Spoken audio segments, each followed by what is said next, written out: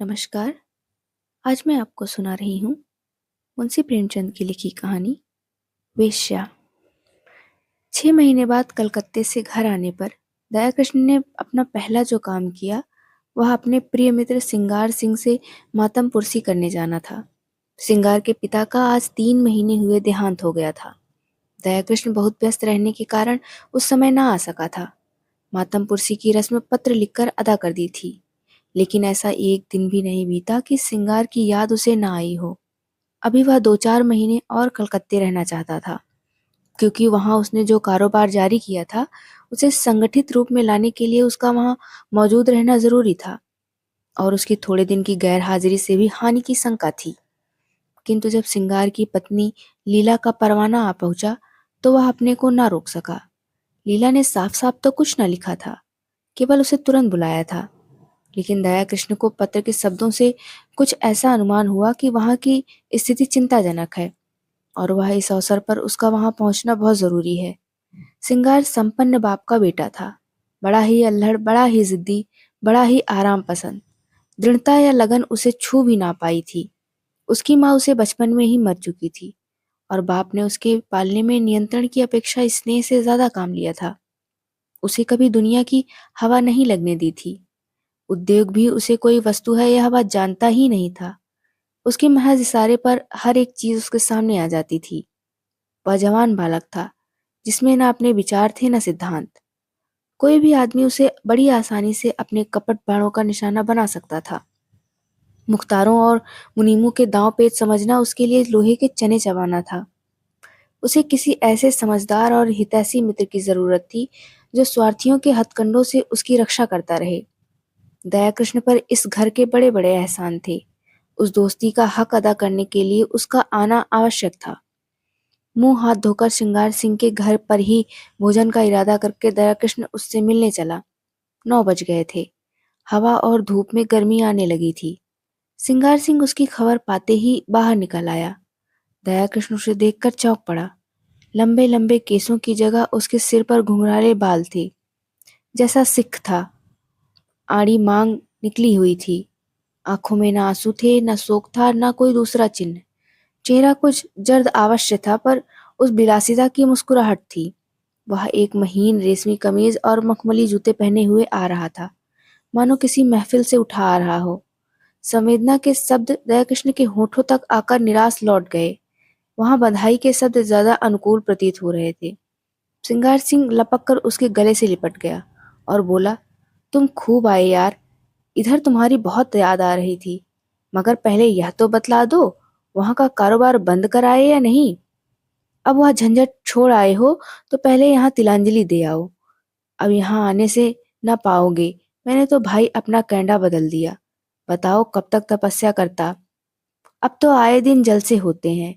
मैंने सोचा यार, दुनिया में आए तो कुछ दिन सैर सपाटे का आनंद भी ले लो, नहीं तो एक दिन यूं ही हाथ मलते चले जाओगे, कुछ भी साथ न जाएगा। दयाकृष्ण विस्मय से उसकी मुंह की ओर ताकने लगा। यह वही सिंगार है या कोई और? बाप के मरते ही इतनी तब्दीली? दोनों मित्र कमरे में गए और सोफे पर बैठे। सरदार साहब के सामने इस कमरे में फर्श और मनसद थी, अलमारी थी। अब दर्जनों गद्देदार सोफे और कुर्सियां हैं। कालीन का फर्श है, रेशमी पर्दे हैं और बड़े बड़े आईने हैं। सरदार साहब को संचय की धुन थी, सिंगार को उड़ाने की धुन है। सिंगार ने एक सिगार जलाकर कहा, तेरी बहुत आदत थी यार, तेरी जान की कसम। दयाकृष्ण ने सिकवा किया, क्यों झूठ बोलते हो भाई? महीनों गुजर जाते थे, एक खत लिखने की तो तुमको फुर्सत ना मिलती थी। मेरी याद आती थी। सिंगार ने अल्हड़पन से कहा, बस इसी बात पर मेरी सेहत का ऐसा जाम पियो। अरे यार, इस जिंदगी में और क्या रखा है? हंसी खेल में जो वक्त कट जाए उसे गनीमत समझो। मैंने तो यह तपस्या त्याग दी है। अब तो आए दिन जलसे होते हैं। कभी दोस्तों की दावत है, कभी दरिया की सैर, कभी गाना बजाना, कभी शराब के दौर। मैंने कहा लाओ कुछ दिन वह बहार भी देख लूं। हसरत क्यों दिल में रह जाए। आदमी संसार में कुछ भोगने के लिए आता है, यही जिंदगी के मजे हैं। जिसने ये मजे नहीं चखे उसका जीवन व्यर्थ है। बस दोस्तों की महफिल हो, बगल में माशूका हो और हाथ में प्याला हो, इसके सिवा मुझे और कुछ नहीं चाहिए। उसने अलमारी खोलकर एक बोतल निकाली और 2 गिलासों में शराब डालकर बोला, यह मेरी सेहत का जाम है, इनकार न करना, मैं तुम्हारी सेहत का जाम पीता हूँ। दयाकृष्ण को कभी शराब पीने का अवसर न मिला था। वह इतना धर्मात्मा तो न था कि शराब पीना पाप समझता। हाँ, उसे दुर्व्यसन समझता था। गंध से ही उसका जी मितलाने लगा। उसे भय हुआ कि वह शराब का घूंट मुंह में ले उसे कंठ के नीचे नहीं उतार सकता। उसने प्याले को शिष्टाचार के तौर पर हाथ में ले लिया और फिर उसे ज्यों का त्यों मेज पर रखकर बोला, तुम तो जानते हो मैंने कभी पी नहीं है। इस समय मुझे क्षमा करो। 10-5 दिन में यह फन भी सीख जाऊंगा। मगर यह तो बताओ, यह कारोबार भी कुछ देखने हो या इसी में पड़े रहते हो? सिंगार ने अरुचि से मुंह बनाकर कहा, ओह, क्या जिक्र किया छेड़ दिया तुमने यार। कारोबार के पीछे इस छोटी सी जिंदगी को तबाह नहीं कर सकता। ना कुछ साथ लाया हूं, ना साथ लेकर जाऊंगा। पापा ने मर मर कर धन संचय किया, क्या हाथ लगा? 50 तक पहुंचते पहुंचते चल बसे। उनकी आत्मा अब भी संसार के सुखों के लिए तरस रही होगी। धन छोड़कर मरने से फक्के मत रहना कहीं अच्छा है। धन की चिंता तो नहीं सताती, पर यह हाय हाय तो नहीं होती कि मेरे बाद क्या होगा। तुमने गिलास पर मेज रख दिया, जरा पियो, आंखें खुल जाएंगी, दिल हरा हो जाएगा। और लोग सोडा और बर्फ मिलाते हैं, मैं तो खालिस पीता हूँ। इच्छा हो तुम्हारे लिए बर्फ मंगाऊं? दया कृष्ण ने फिर क्षमा मांगी, मगर सिंगार गिलास पर गिलास पीता गया।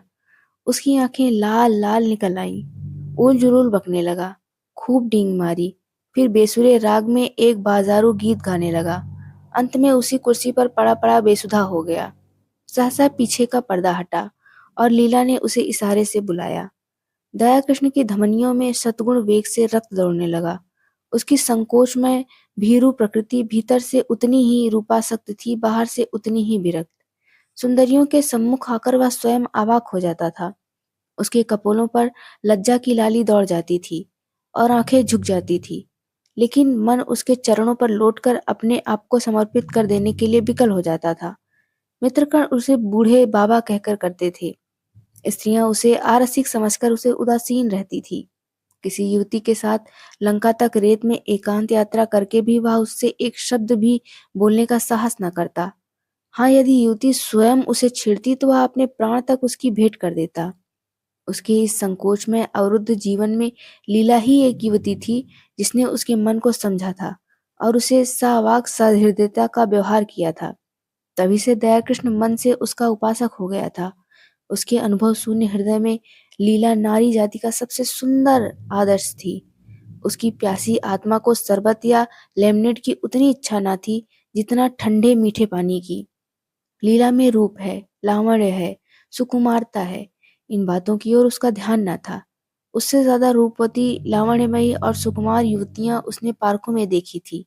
लीला में सहृदयता है, विचार है, दया है, उन्हीं तत्वों की ओर उसका आकर्षण था। उसकी रसिकता में आत्मसमर्पण के सिवा और कोई भाव न था। लीला के किसी आदेश का पालन करना उसकी सबसे बड़ी कामना थी। उसकी आत्मा की तृप्ति के लिए इतना काफी था। उसने कांपते हाथों से पर्दा उठाया और अंदर आकर खड़ा हो गया और विस्मय भरी आंखों से उसे देखने लगा। उसने लीला को यहाँ न देखा होता तो पहचान भी ना सकता।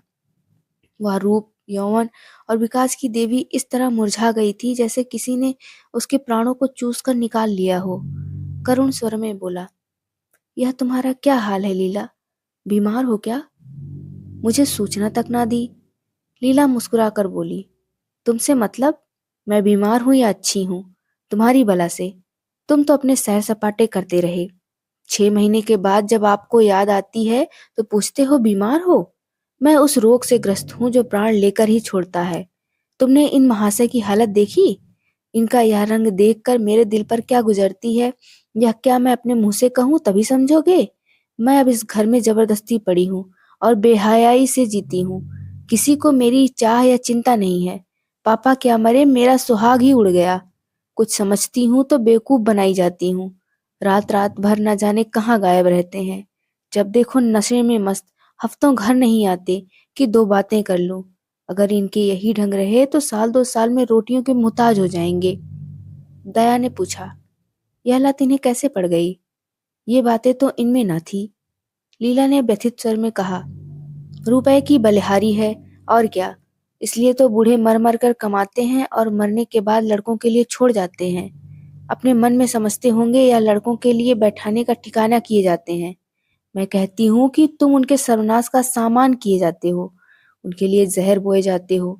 पापा ने लाखों रुपए की संपत्ति ना छोड़ी होती तो आज या महाशय किसी काम में लगे होते। कुछ घर की चिंता होती, कुछ जिम्मेदारी होती, नहीं तो बैंक से रुपए निकाले और उड़ाए। अगर मुझे विश्वास होता कि संपत्ति समाप्त करके वह सीधे मार्ग पर आ जाएंगे तो मुझे जरा भी दुख ना होता। पर मुझे तो यह भय है कि ऐसे लोग फिर किसी काम के नहीं रहते, या तो जेल खानों में मरते हैं या अनाथालय में। आपकी एक वेश्या से आसनाई है, माधुरी नाम है, वह इन्हें उल्टे छुरे से मुड़ आ रही है, जैसा उसका धर्म है। आपको यह सख्त हो गया है कि वह मुझे पर जान देती है। उससे विवाह का प्रस्ताव भी किया जा चुका है। मालूम नहीं उसने क्या जवाब दिया। कई बार जी में आया कि जब यहाँ किसी से कोई नाता ही नहीं है तो अपने घर चली जाऊं, लेकिन डरती हूँ कि यह भी तो और भी स्वतंत्र हो जाएंगे। मुझे किसी पर विश्वास नहीं है, तो वह तुम हो। इसीलिए तुम्हें बुलाया था कि शायद तुम्हारे समझाने बुझाने का कुछ असर हो। अगर तुम भी असफल हुए तो मैं एक क्षण यहाँ ना रहूंगी। भोजन तैयार है, चलो कुछ खा लो। दयाकृष्ण ने सिंगार सिंह की ओर संकेत करके कहा। और यह तो अब कहीं 2-4 बजे चेतेंगे, बुरा ना मानेंगे। अब मैं इन्हीं बातों की परवाह नहीं करती। मैंने तो निश्चय कर लिया है कि अगर मुझे कभी आंखें दिखाई तो मैं इन्हें ऐसा मजा चखा दूंगी। मेरे पिताजी फौज में सूबेदार मेजर हैं, मेरी देह में उनका रक्त है। लीला की मुद्रा उत्तेजित हो गई। विद्रोह की वह आग जो महीनों से पड़ी सुलग रही थी, प्रचंड हो उठी। उसने उसी लहजे में कहा, मेरी इस घर में इतनी सासत हुई है, इतना अपमान हुआ है और यह हो रहा है कि मैं उसी तरह उनकी भी प्रतिकार करके आत्मग्लानि का अनुभव ना करूंगी। मैंने पापा से अपना हाल छिपा रखा है। आज लिख दूं तो इसकी सारी मसगरी उतर जाए। नारी होने का दंड भोग रही हूँ, लेकिन नारी के धैर्य की भी सीमा होती है। दयाकृष्ण उस सुकुमारी का यह तमतमाया हुआ चेहरा, वे जलती हुई आंखें, वह कांपते हुए होठ देखकर कांप उठा। उसकी दशा उस आदमी की सी हो गई जो किसी को दर्द से तड़पते देखकर वैद्य को बुलाने दौड़े। आर्द्र कंठ से बोला, इस समय मुझे क्षमा करो लीला, फिर कभी तुम्हारा निमंत्रण स्वीकार करूंगा। तुम्हें अपनी ओर से इतना ही विश्वास दिलाता हूँ कि मुझे अपना सेवक समझती रहना। मुझे ना मालूम था कि तुम्हें इतना कष्ट है, नहीं तो शायद अब तक मैंने कुछ युक्ति सोची होती। मेरा यह शरीर तुम्हारे किसी काम आए, इससे बढ़कर सौभाग्य की बात मेरे लिए और क्या होगी। दयाकृष्ण वहां से चला तो उसके मन में इतना उल्लास भरा हुआ था मानो विमान पर बैठा हुआ स्वर्ग की ओर जा रहा है। आज उसे जीवन में ऐसा लक्ष्य मिल गया था जिसके लिए वह जी भी सकता था और मर भी सकता था। वह एक महिला का विश्वास पात्र हो गया था। इस रत्न को वह अपने हाथों से कभी न जाने देगा, चाहे उसकी जान ही क्यों न चली जाए। 1 महीना गुजर गया। दयाकृष्ण सिंगार सिंह के घर नहीं आया, न सिंगार सिंह ने उसकी परवाह की। इस एक ही मुलाकात में उसने समझ लिया था कि दया इस नए रंग में आने वाला आदमी नहीं है। ऐसे सात्विक जनों के लिए उसके यहाँ स्थान न था। वहां तो रंगीले, रसिया, अय्यास और बिगड़े दिलों की ही चाह थी। हाँ, लीला को हमेशा उसकी याद आती रहती थी, मगर दयाकृष्ण के स्वभाव में अब वह संयम नहीं था। विलासिता का जादू उस पर भी चलता हुआ मालूम होता है। माधुरी के घर भी उसका आना जाना शुरू हो गया है। वह सिंगार सिंह का मित्र नहीं रहा, प्रतिद्वंदी हो गया है। दोनों एक ही प्रतिमा के उपासक हैं, मगर उसकी उपासना में अंतर है। श्रृंगार की दृष्टि से माधुरी केवल विलास की एक वस्तु है, केवल विनोद का एक यंत्र। दयाकृष्ण विनय की मूर्ति है, जो माधुरी की सेवा में ही प्रसन्न है। श्रृंगार माधुरी के हास विलास को अपना जरखरीद हक समझता है। दयाकृष्ण इसी में संतुष्ट है कि माधुरी उसकी सेवाओं को स्वीकार करती है। माधुरी की ओर से जरा भी अरुचि देखकर वह उसी तरह बिगड़ जाएगा जैसे अपनी प्यारी घोड़ी की मुंह जोरी पर। दयाकृष्ण अपने को उसी कृपा दृष्टि के योग्य ही नहीं समझता। श्रृंगार को कुछ माधुरी को देता है गर्व भरे आत्म प्रदर्शन के साथ, मानो उस पर कोई एहसान कर रहा हो। दयाकृष्ण के पास देने को है ही क्या, पर वह तो कुछ भेंट करता है, वह ऐसी श्रद्धा से मानो देवता को फूल चढ़ाता हो।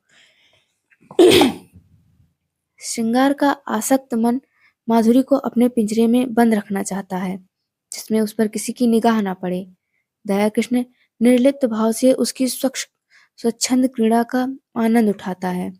माधुरी को अब तक जितने आदमियों से साबिक पड़ा था वे सब श्रृंगार की ही तरह कामुकी, ईर्ष्यालु, दंभी और कोमल भावों से शून्य थे, रूप को भोगने की वस्तु समझने वाले। दयाकृष्ण उन सबों से अलग था, सहृदयी, भद्र और सेवाशील, मानो उस पर उसकी आत्मा को समर्पण कर देना चाहता हो। माधुरी को अपने जीवन में कोई ऐसा पदार्थ मिल गया है जिसे वह बड़ी एहतियात से संभाल कर रखना चाहती है। जड़ाऊ गहने अब उसकी आंखों में उतने मूल्यवान नहीं रहे जितना यह फकीर की दी हुई ताबीज। जड़ाऊ गहने हमेशा मिलते रहेंगे, वह ताबीज खो गई तो फिर शायद ही कभी हाथ आए। जड़ाऊ गहने केवल उसकी विलास प्रकृति को उत्तेजित करते हैं, पर इस ताबीज में कोई दैवी शक्ति है जो न जाने कैसे उसमें सद्नुराग और परिष्कार भावना को जगाती है। दयाकृष्ण कभी प्रेम प्रदर्शन नहीं करता, अपनी बिरह व्यथा के राग नहीं आलापता, पर माधुरी को उस पर पूरा विश्वास है। सिंगार सिंह के प्रलाप में उसे बनावट और दिखावे का आभास होता है। वह चाहती है यह जल्द यहाँ से टले, लेकिन दयाकृष्ण के संयम भाषण से उसे गहराई तथा गंभीर्य और गुरुत्व का आभास होता है। औरों की वह प्रेमिका है, लेकिन दयाकृष्ण की आशिक, जिसके कदमों की आहट पाकर उसके अंदर एक तूफान उड़ने लगता है। उसके जीवन में यह नई अनुभूति है। अब तक वह दूसरों के भोग की वस्तु थी, पर कम से कम एक प्राणी की दृष्टि में वह आदर और प्रेम की वस्तु है।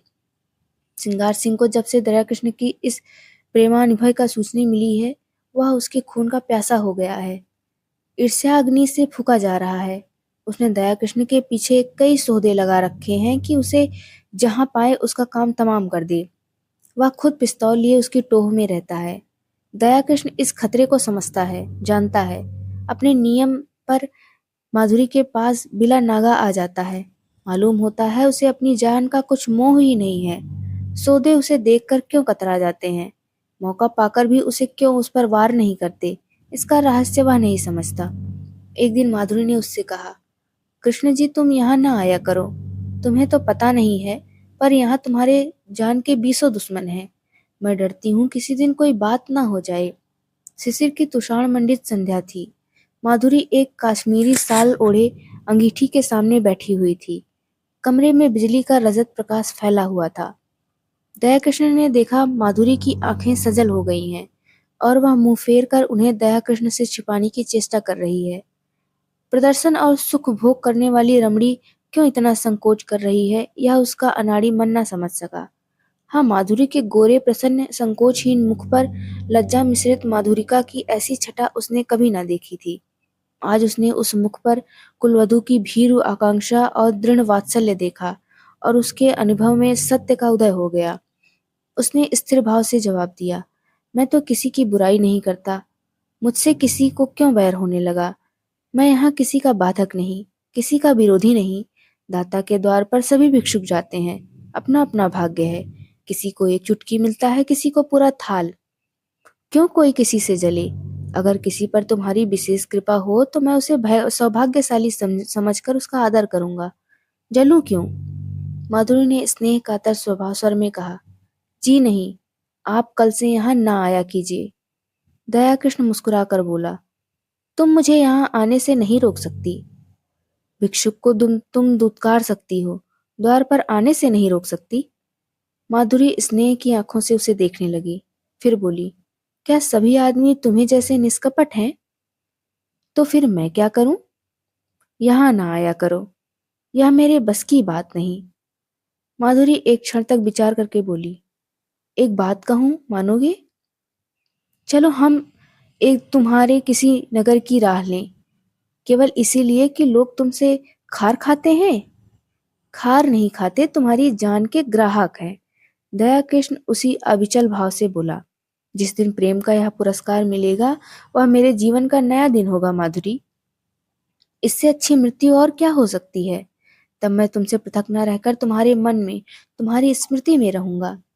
माधुरी ने कोमल हाथ से उसके गाल पर थपकी दी। उसकी आंखें भर आई थी। इन शब्दों में जो प्यार भरा हुआ था वह जैसे पिचकारी की धार की तरह उसके हृदय में समा गया। ऐसी विकल वेदना, ऐसा नशा, इसे वह क्या कहे।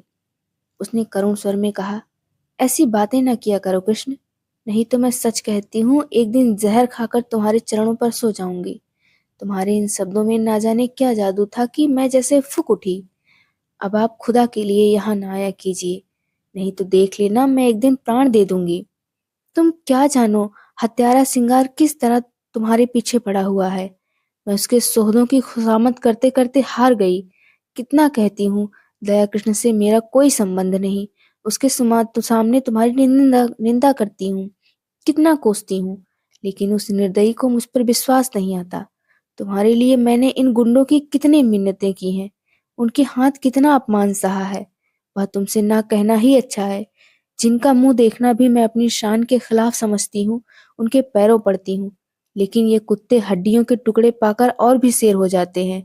अब मैं उनसे तंग आ गई हूँ और तुमसे हाथ जोड़कर कहती हूँ कि यहाँ से किसी ऐसी जगह चले जाओ जहाँ हमें कोई न जानता हो, वहां शांति के साथ पड़े रहना। मैं तुम्हारे साथ सब कुछ झेलने को तैयार हूँ। आज इसका निश्चय कराए बिना मैं तुम्हें ना जाने दूंगी। मैं जानती हूँ तुम्हें मुझ पर अब भी विश्वास नहीं है, मुझे संदेह है कि तुम्हारे साथ कपट करूंगी। दया कृष्ण से टोका, नहीं माधुरी, तुम मेरे साथ अन्याय कर रही हो। मेरे सब मन में ऐसा कोई संदेह नहीं आया।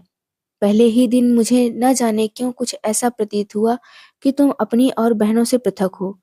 मैंने तुममें वह स्टील और संकोच देखा जो मैंने कुलवधुओं में देखा है। माधुरी ने उसकी आंखों में आंखें गड़ाकर कहा, तुम झूठ बोलने की कला में इतने निपुण नहीं हो कृष्ण कि वेश्या को भुलावा दे सको।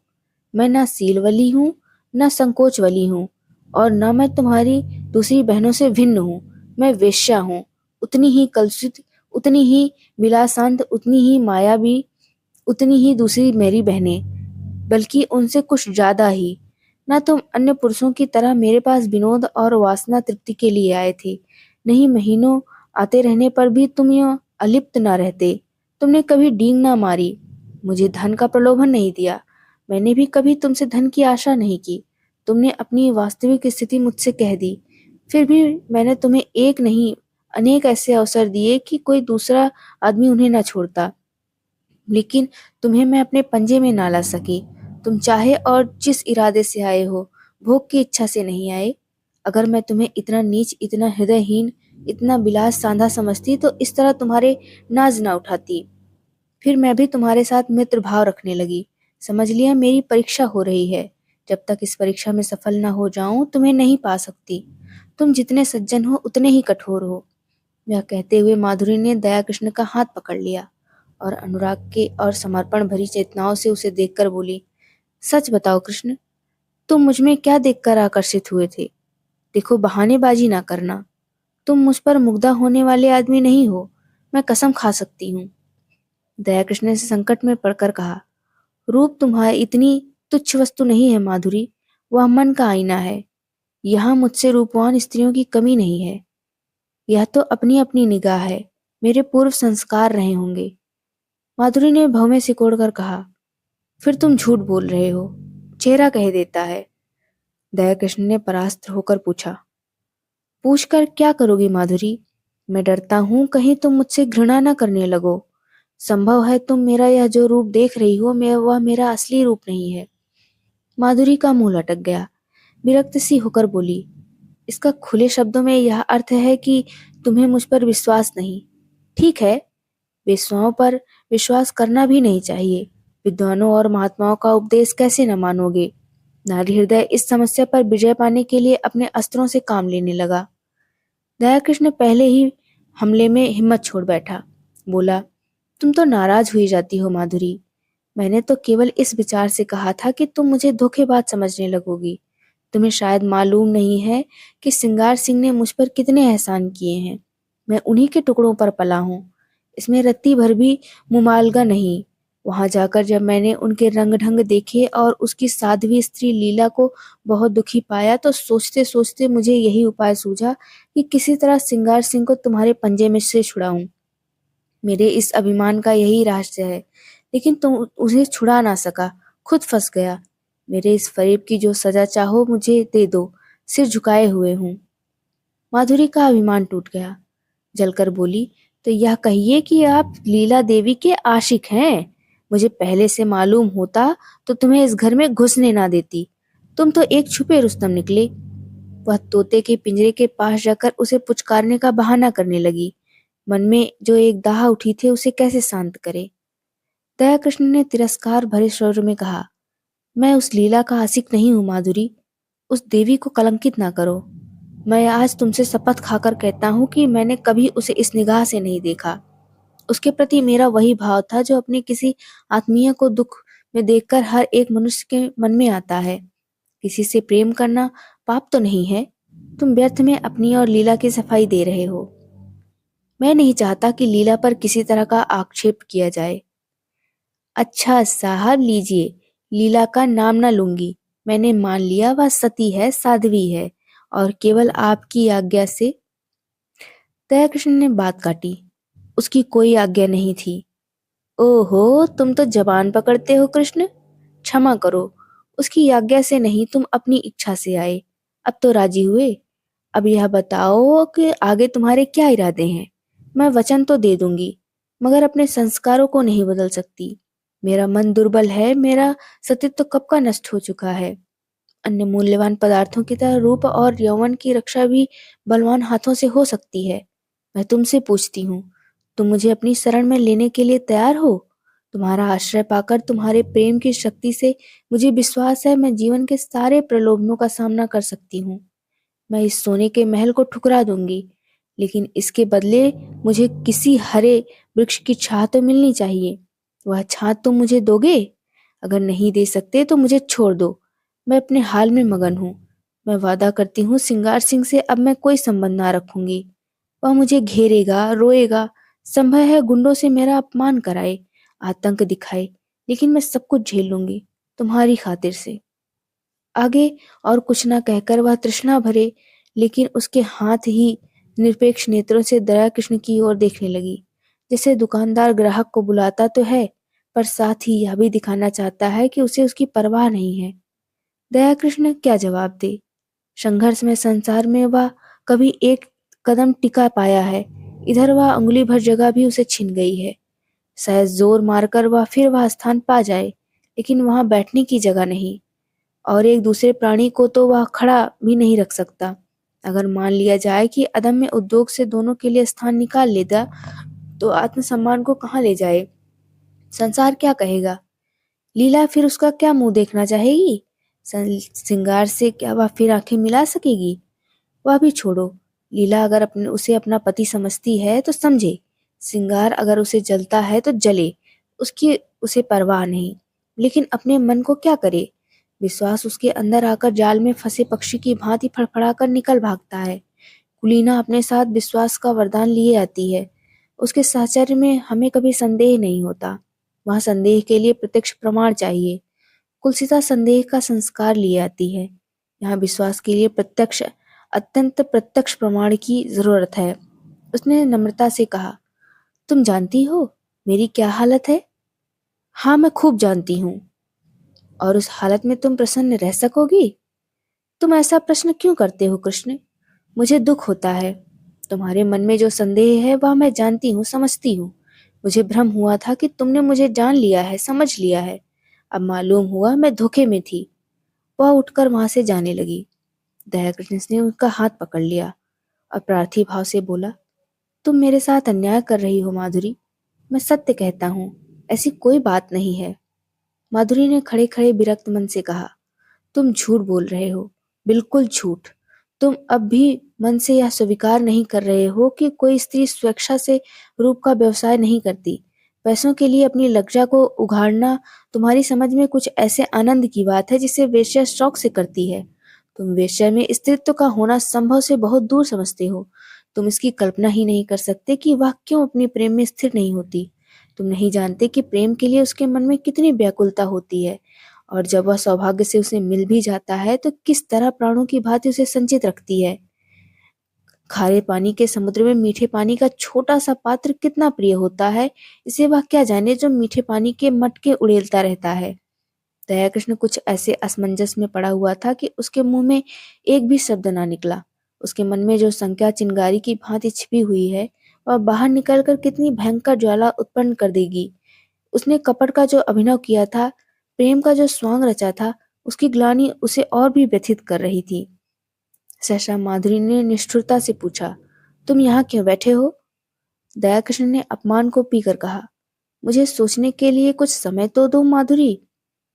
क्या सोचने के लिए? अपना कर्तव्य। मैंने अपना कर्तव्य सोचने के लिए तो तुमसे समय नहीं मांगा। तुम अगर मेरे उद्धार की बात सोच रहे हो तो उसे दिल से निकाल डालो। मैं भ्रष्ट हूँ, तुम साधुता के पुतले हो। जब तक यह भाव तुम्हारे अंदर रहेगा मैं तुमसे उसी तरह बात करूंगी जैसे औरों के साथ करती हूँ। अगर भ्रष्ट हूँ तो जो लोग यह तुम्हारे मुंह काला करने आते हैं वे कुछ कम भ्रष्ट नहीं है। तुम जो एक मित्र की स्त्री पर दांत लगाए हुए हो, तुम जो एक सरला अबला के साथ झूठे प्रेम का स्वांग करते हो, उसके हाथों अगर तुम्हें स्वर्ग भी मिलता है तो उसे ठुकरा दूं। दयाकृष्ण ने आंखें लाल करके कहा, तुमने फिर वही आक्षेप किया? माधुरी तिलमिला उठी। उसकी रही सही मृदुता भी ईर्ष्या के उमड़ते हुए प्रवाह में समा गई। लीला का आपेक्ष भी हास्य है, इसीलिए कि वह कुलवधू है। मैं वेश्या हूँ, इसीलिए मेरे प्रेम का उपकार भी स्वीकार नहीं किया जा सकता। उसने अविचलित भाव से कहा, आक्षेप नहीं कर रही हूँ, सच्ची बात कह रही हूँ। तुम्हारे डर से बिल खोदने जा रही हूँ।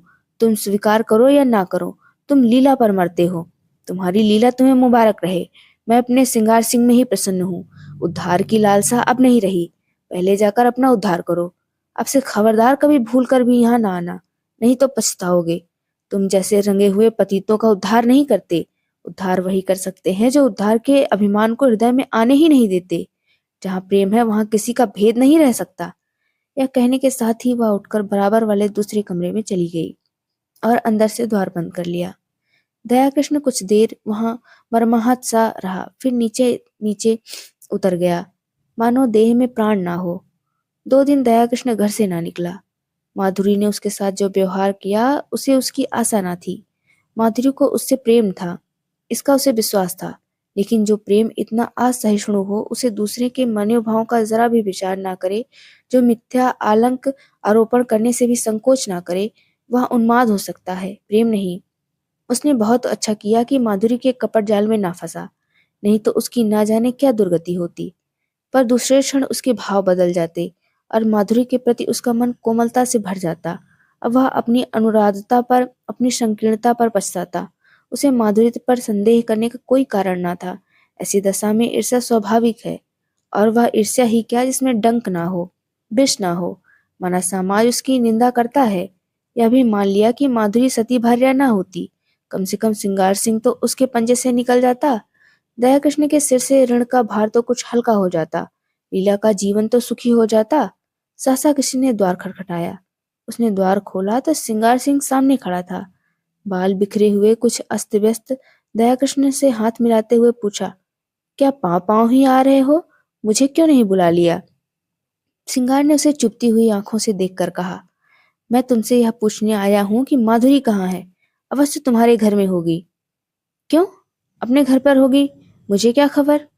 मेरे घर क्यों आने लगी? इन बहानों से काम ना चमलेगा, समझ गए? मैं कहता हूं मैं तुम्हारा खून पी जाऊंगा, वरना ठीक ठीक बता दो वह कहाँ गई। मैं बिल्कुल कुछ नहीं जानता, तुम्हें विश्वास दिलाता हूँ। मैं तो 2 दिन से उसके घर भी नहीं गया। रात को तो मैं उसके पास था। सवेरे मुझे उसका यह पत्र मिला। मैं उसी वक्त दौड़ा हुआ उसके घर गया। वहां उसका पता ना था। नौकरों से इतना मालूम हुआ तांगे पर बैठकर कहीं चली गई है। कहीं गई है, यह कोई ना बता सका। मुझे शक हुआ यहाँ आई होगी। जब तक तुम्हारे घर की तलाशी ना ले लूं मुझे चैन ना आएगा। उसने मकान का एक एक कोना देखा, तख्त के नीचे, अलमारी के पीछे, तब निराश होकर बोला, बड़ी बेवफा और मक्कार औरत है। जरा इस खत को पढ़ो। दोनों फर्श पर बैठ गए। दयाकृष्ण ने पत्र लेकर पढ़ना शुरू किया। फिर सरदार साहब, मैं आज कुछ दिनों के लिए यहाँ से जा रही हूँ। कब लौटूंगी कुछ नहीं जानती। कहाँ जा रही हूँ यह भी नहीं जानती। जा इसलिए रही हूँ कि इस बेशर्मी और बेहयाई की जिंदगी से मुझे घृणा हो रही है, और घृणा हो रही है उन लंपटों से जिनके कुलसित विलास का मैं खिलौना थी और जिनमें तुम मुख्य हो। तुम महीनों से मुझ पर सोने और रेशम की वर्षा कर रहे हो, मगर मैं तुमसे पूछती हूँ, उससे लाख गुने सोने और 10 गुने रेशम पर भी तुम अपनी बहन या स्त्री को इस रूप के बाजार में बैठने दोगे? कभी नहीं। उन देवियों में कोई ऐसी वस्तु है जिसे तुम संसार भर की दौलत से भी मूल्यवान समझते हो, लेकिन जब तुम शराब के नशे में चूर अपने एक एक अंग में काम का उन्माद भरे आते हो, तो तुम्हें कभी ध्यान आता था कि तुम उसी अमूल्य वस्तु को किस निर्दयता के साथ पैरों से कुचल रहे हो? कभी ध्यान आता था कि अपनी कुल देवियों को इस अवस्था में देखकर तुम्हें कितना दुख होता? कभी नहीं। यह जो उन गीदड़ों और गिद्धों की मनोवृत्ति है जो किसी लाश को देखकर चारों ओर से जमा हो जाते हैं और उसे नोच नोच कर खाते हैं। यह समझ रखो, स्त्री अपना बस रहते कभी किसी के पैसों के लिए खुद को समर्पित नहीं करती। यदि वह ऐसा कर रही है तो समझ लो उसके लिए और कोई आश्रय और कोई आधार नहीं है। और पुरुष इतना निर्लज्ज है कि उसकी दुर्वस्था से अपनी वासना तृप्त करता है और उसके साथ ही अपना इतना निर्दय है कि उसके माथे पर पतिता का कलंक लगाकर उसे उसी दुर्वस्था में मरते देखना चाहता है। क्या वह नारी है?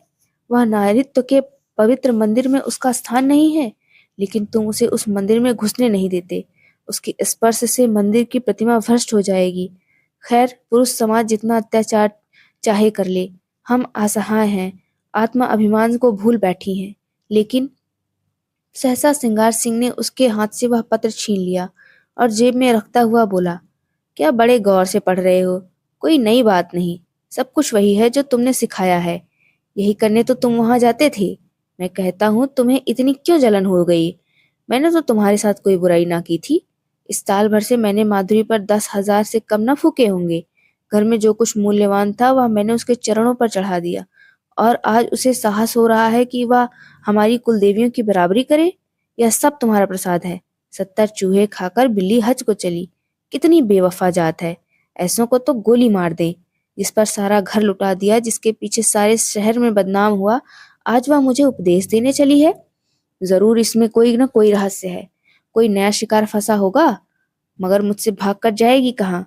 ढूंढना निकालूं तो नाम नहीं। कमबख्त कैसी प्रेम भरी बातें कर रही थी कि मुझ पर घड़ों नशा चढ़ जाता था।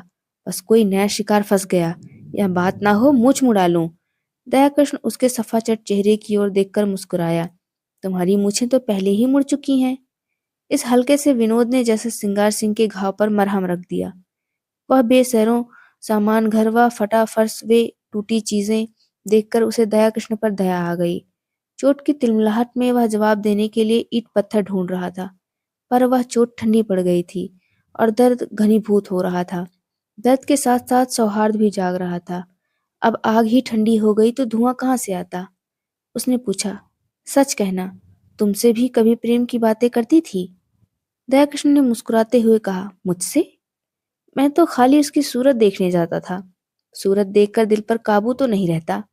यह तो अपनी अपनी रुचि है मोहनी, देखते ही कलेजे पर छुरी चल जाती है। मेरे कलेजे पर तो कभी छुरी नहीं चली। यही इच्छा होती थी कि उसके पैरों पर गिर पड़ूं। इसी शायरी ने तो यह अनर्थ किया। तुम जैसे बुद्धुओं को किसी देहातिन से शादी करना चाहिए। चले थे वेश्या से प्रेम करने। एक क्षण के बाद उसने फिर कहा, मगर है बेवफा मक्कार। तुमने उससे वफा की आशा की। मुझे तो यही अफसोस है। तुमने वह दिल ही नहीं पाया, तुमसे क्या कहूं। 1 मिनट के बाद उसने सहृदय भाव से कहा, अपने पत्र में उसने बातों तो सच्ची लिखी हैं, चाहे कोई माने या ना माने। सौहार्द को बाजारू चीज समझना कुछ बहुत अच्छी बात तो नहीं है। दयाकृष्ण ने पुचकार दिया, जब स्त्री अपना रूप बेचती है तो उसके खरीदार भी निकल आते हैं। फिर यहाँ तो कितनी ही जातियां हैं जिनका यही पेशा है। यह पेशा चला कैसे? स्त्रियों की दुर्बलता से। नहीं, मैं समझता हूँ बिस्मिल्लाह पुरुषों ने की होगी। इसके बाद एकाएक जेब से घड़ी निकाल कर देखता हुआ बोला, ओहो, 2 बज गए और अभी भी मैं यहीं बैठा हूँ। आज शाम को मेरे यहाँ खाना खाना, जरा इस विषय पर बातें होंगी। अभी तो उसे ढूंढ निकालना है। वह है कहीं इसी शहर में। घर वालों से भी कुछ नहीं कहा। बुढ़िया नाय का सिर पीट रही थी। उस्ताद जी अपनी तकदीर को रो रहे थे। ना जाने कहाँ जाकर छिप रही। उसने उठकर दयाकृष्ण से हाथ मिलाया और चला। दयाकृष्ण ने पूछा, मेरी तरफ से तो तुम्हारा दिल साफ हो गया? श्रृंगार ने पीछे फिरकर कहा, हुआ भी और नहीं भी हुआ, और बाहर निकल गया। 7-8 दिन तक श्रृंगार सिंह ने सारा शहर छान मारा। पुलिस में रिपोर्ट की, समाचार पत्रों में नोटिस छपाई, अपने आदमी दौड़ाए, लेकिन माधुरी का कुछ भी सुराग न मिला। और फिर महफिल गर्म होती। मित्रबिंद सुबह शाम हाजिरी देने आते और अपना सा मुंह लेकर लौट जाते। श्रृंगार के पास उसके साथ गपशप करने का समय ना था। गर्मी के दिन सजा भी कमरा भट्टी बना हुआ था। खस की टट्टियां भी थी, पंखा भी, लेकिन गर्मी जैसे किसी समझावे बुझाने की परवाह नहीं करना चाहती। अपने दिल का बुखार निकाल कर ही रहेगी। सिंगार सिंह अपने भीतर वाले कमरे में बैठा हुआ पेग पर पेग चढ़ा रहा था, पर अंदर की आग न शांत होती थी। इस आग ने ऊपर की घास फूस को जलाकर भस्म कर दिया था, और अब वह अस्तबल की जड़ विरक्ति और अचल विचार को द्रवित करके बड़े वेग से ऊपर फेंक रही थी। माधुरी की बेवफाई ने उसके आमोदी हृदय को इतना आहत कर दिया था कि वह अब अपना जीवन ही बेकार सा मालूम होता था। माधुरी उसके जीवन में सबसे सत्य वस्तु थी, सत्य भी और सुंदर भी। उसके जीवन की सारी रेखाएं इसी बिंदु पर आकर जमा हो जाती थी। एक बिंदु एकाएक पानी के बुलबुले की भांति मिट गया, और वे सारी रेखाएं, वे सारी भावनाएं, वे सारी मृदु स्मृतियां उन छल्लाई हुए मधुमक्खियों की तरह भनभनाती फिरती थी, जिनका छत्ता जला दिया गया हो। जब माधुरी ने कपट व्यवहार किया तो उससे किसी की आशा की जाए। इस जीवन में क्या है? आम में रस ही ना रहा तो गुठली किस काम की? लीला कई दिनों से महफिल में सन्नाटा देखकर चकित हो रही थी। उसने कई महीनों से घर के किसी विषय में बोलना छोड़ दिया था। बाहर से जो आदेश मिलता था उसे बिना कुछ कहे सुने पूरा करना उसके जीवन का क्रम था। बीतराग सी हो गई थी, न किसी शौक से वास्ता सा, न सिंगार से। मगर इस कई दिनों से सन्नाटे ने उसके उदास मन को भी चिंतित कर दिया। चाहती थी कि कुछ पूछे, लेकिन पूछे कैसे? आज जो टूट जाता, मान ही किस बात का? मान तब करे जब कोई उसकी बात पूछता हो। मान अपमान से प्रयोजन नहीं, नारी ही क्यों हुई। उसने धीरे धीरे कमरे का पर्दा हटाकर अंदर झांका।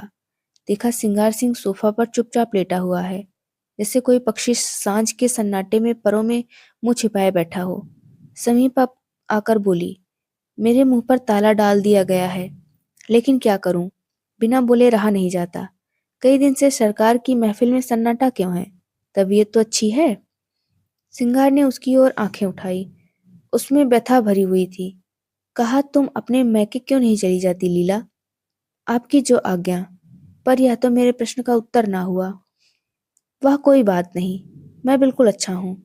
ऐसे बेहयाओं को मौत भी नहीं आती। अब इस जीवन से जी भर गया। कुछ दिनों के लिए बाहर जाना चाहता हूँ। तुम अपने घर चली जाओ तो मैं निश्चिंत हो जाऊं। भला आपको मेरी इतनी चिंता तो है? अपने साथ जो कुछ ले जाना चाहती हो ले जाओ। मैंने इस घर की चीजों को अपना समझना छोड़ दिया है। मैं नाराज होकर नहीं कह रही हूँ। लीला, ना जाने कब लौटूं। तुम यहाँ अकेले कैसे रहोगी? कई महीनों के बाद लीला ने पति की आंखों में स्नेह की झलक देखी। मेरा विवाह तो इस घर की संपत्ति से नहीं हुआ था, तुमसे हुआ है। जहाँ तुम रहोगे वहीं भी मैं भी रह लूंगी।